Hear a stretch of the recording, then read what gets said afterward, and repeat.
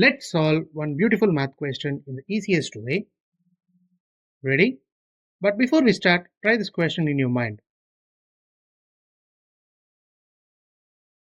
You got it?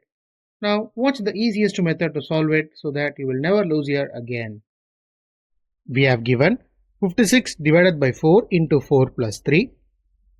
Here we are going to use BODMAS rule, that is brackets, operation, division, multiplication, addition and subtraction. So as per the rule, first we are going to solve inside the brackets. So we have 4 plus 3, that is nothing but 7.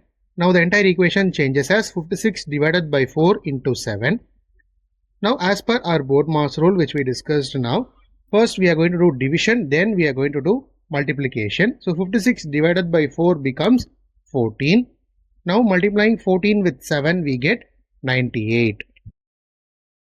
Therefore, the solution of 56 divided by 4 into 4 plus 3 is 98.